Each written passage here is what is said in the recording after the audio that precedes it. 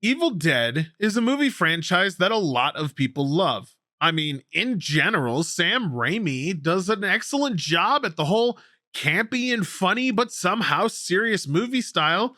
And I personally love a lot of his films. They're great. Wait! Who are you? You know who I am. I do.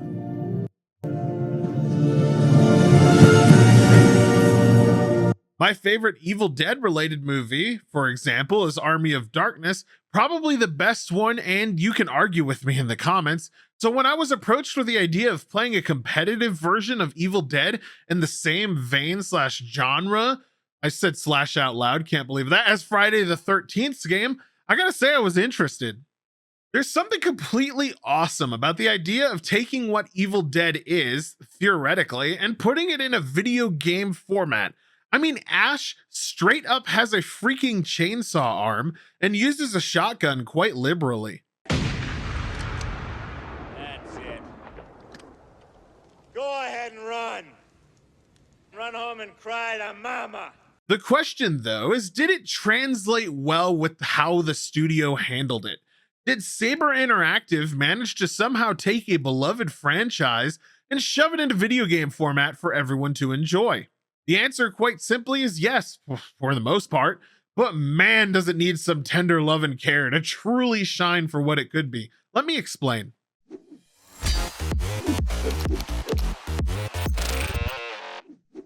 Evil Dead is a game that clearly took inspiration from other titles such as Dead by Daylight and Friday the 13th. I'd say more so than Dead by Daylight that Friday the 13th shines through here, especially with how things are laid out and presented to you as you go along. The concept of it is very simple. You have one killer, a Kandarian demon, responsible for hunting down and murdering 4 survivors who are trying their best to purge evil from the world once again. The killer, however, instead of just being a lone killer this time around, has an army at their disposal and the ability to do various different unique things based on what army they chose specifically. Survivors in kind need to run around and collect specific pieces of a puzzle within a 30-minute time limit and without dying horribly to win the game, with all the pieces randomly located on one of 2 giant world maps that are randomly selected themselves at start with a 50-50 flip. The survivors in this game are fairly unique, with each one being a character from a respective Evil Dead movie. You've got multiple versions of Ash, for example, from various films, with each one fulfilling a different role and having different specialties to go along with them. Each character has their own set of major perks that get unlocked as they level up, generally revolving around having a special ability or feature that no other character can boast about. One example is one of the Ashes having an ability that banishes a demon straight out of a controlled minion or mob they're possessing instantly, while another is another Ash's ability to heal everyone in a radius around them when they're landing hits with melee weapons. This makes almost every character worthwhile to play and try, balance withstanding of course, because people always love abusing metas, and makes them all feel different while still maintaining the core concepts. Hail to the king, baby. These special abilities are complemented by an entire skill tree of passive bonuses and talent paths that you could go down to customize your playstyle, really allowing you to work together with other survivors to do specific builds. There's really quite a number of ways to put teams together and do compositions, and I think this really helps the game's longevity as it goes forward. XP for unlocking these talents comes from doing various actions during a match, such as damage, looting, healing, so on and so forth. The thing I like about the XP system is that it's based way more on what you do rather than winning a match, so if you survive a long time and contribute wholly to your team, you get a lot of XP. This means although that there's a small bonus for winning the match, you will still get rewarded greatly for just playing. You'd think that this would combat everyone playing the meta, but no, it doesn't.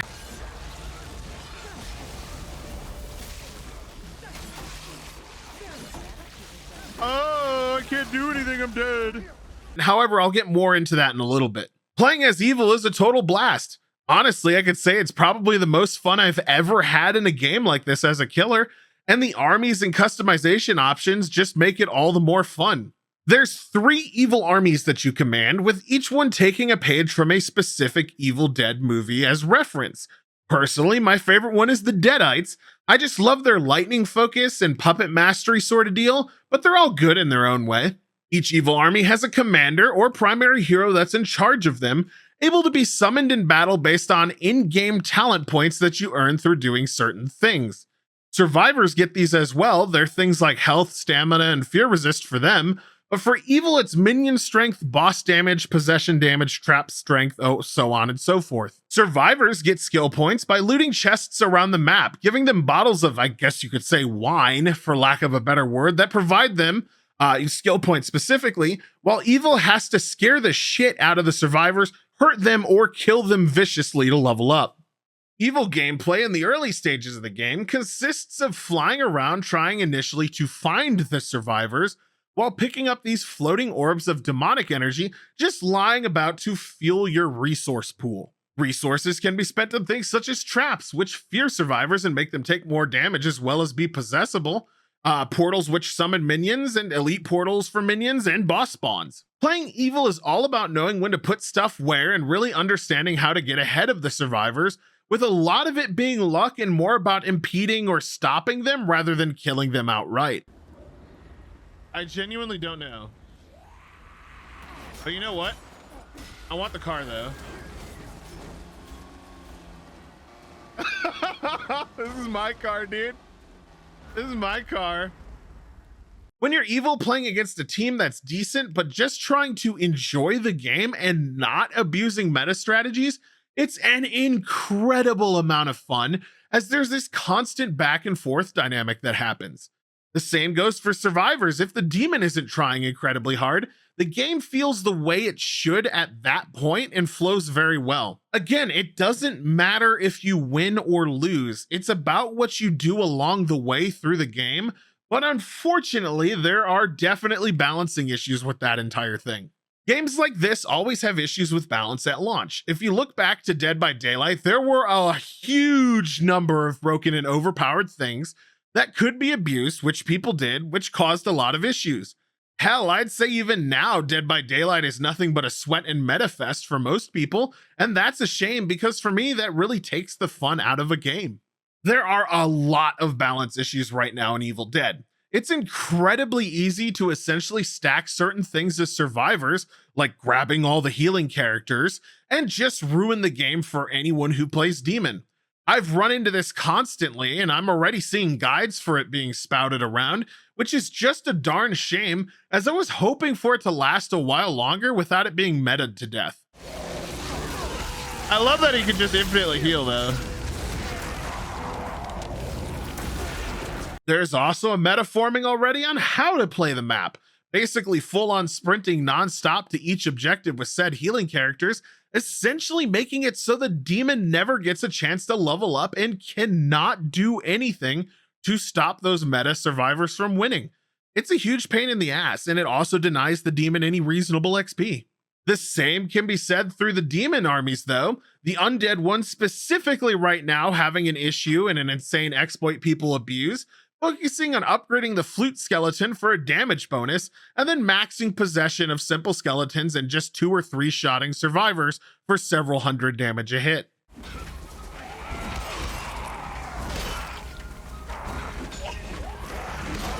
All right, I win. I think more so than Dead by Daylight, this sort of meta ruins Evil Dead when it happens, as one side just doesn't get to play hardly at all. And I hope they fix it ASAP, or I believe the game and the community as a whole will fall apart. There's no competitive matchmaking from what I can tell, or SBMM, and don't get me wrong, I do not want SBMM in games like this, but without a ranked system for a silly number for people to care about, all the sweat bleeds over onto the casuals, and it just sucks for the average Timmy trying to enjoy a video game with a chainsaw arm that goes brrr.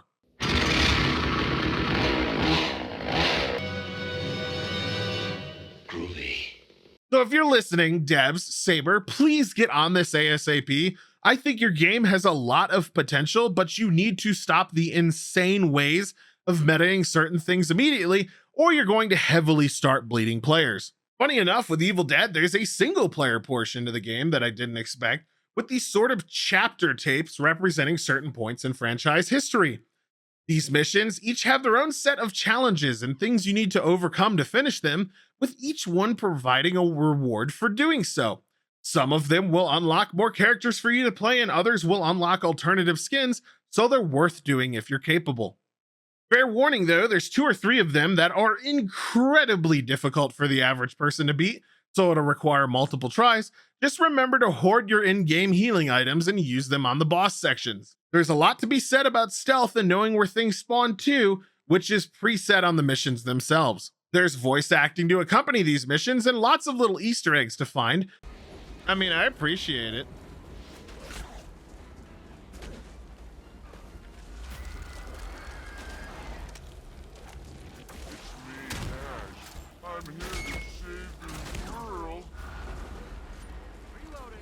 It's me, Ash. I'm here to save your world. I appreciated them, even though they lasted about an hour and a half for me, not counting resets from death.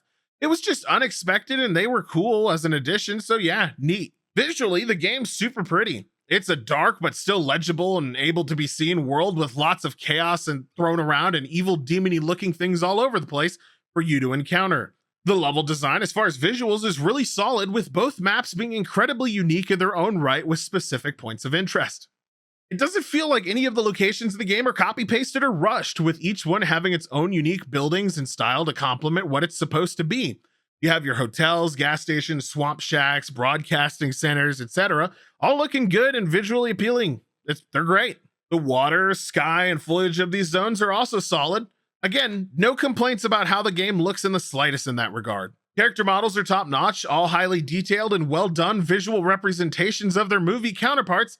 I could go on and on about all of this, but yeah, everything looks good, sounds good, and fits what you would expect from an Evil Dead franchise game. As far as map balance goes, however, it's really all over the place.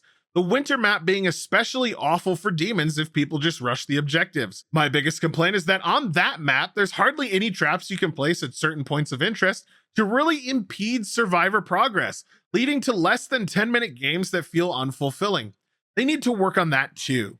Personally, I had a lot of issues from a technical standpoint. I have an insane issue with sound not functioning correctly in my game, and when it does, the narrator is always from the left channel of my left headset ear. It has to do with sound drivers or something, with the game being a port, and requires me to disable them in Device Manager and then re-enable them with the game running. It's just a pain, and for anyone else going through this, I feel your pain. There's also a lot of issues with weird in-game bugs, such as reviving someone failing and then not being able to revive them because the game thinks they've already been revived. There's animation locks that prevent you from doing anything when you open chests, which result in you needing to get shot by your teammates to get fixed, and the list goes on. Again, it's just more stuff that needs to be polished, but worthy of being mentioned. Overall, though, Evil Dead the game has a lot of promise and a lot of possibility to be a really, really good game. It's one of those things that come out where you can definitely see the potential for it to be fantastic, but it absolutely requires the developers to step on the gas with the balance patches and game fixes before it falls flat on its face. Okay.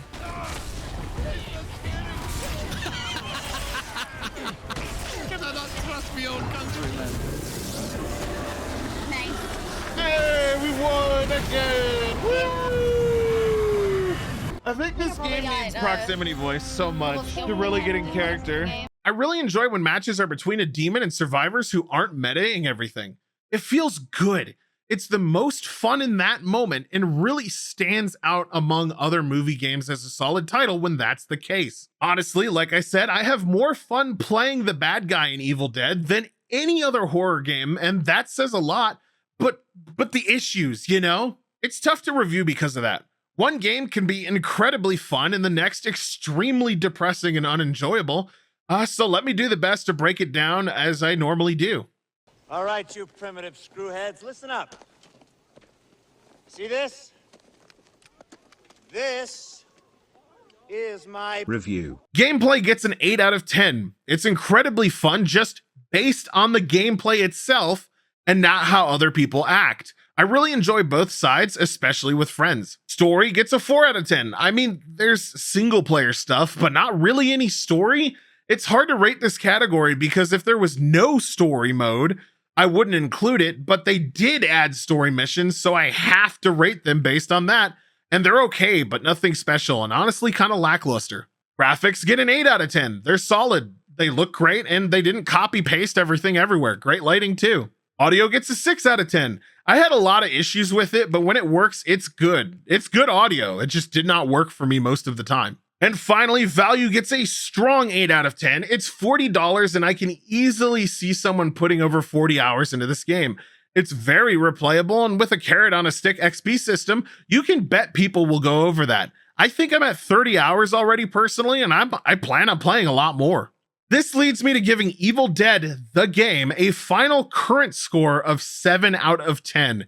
It's held back by balance issues and technical bugs, but has an incredible amount of promise for Saber to work with. I think if they sit down and really work their asses off on fixes, it'll be more fun than it is frustrating, without a doubt. It's really the player element that holds the game back at the moment from going any higher. Like I said, some matches are just outright awful and others are incredibly awesome. It's a dice roll every time, and for some people, that just might be too much for them to enjoy. Do I suggest you give it a shot though? Yeah, for sure. Hop in and get playing before the meta takes over every single game and see what it has to offer. And that's going to be it for this review. If you liked the review, do me a favor and hit the like button, and be sure to subscribe if you're not subscribed already. A lot of you watch these reviews every week or other week and don't sub, but it'd help out a lot if you did. Give me some sugar, baby. Anyway, thanks for watching, and until the next video, I'll be seeing ya. Bye.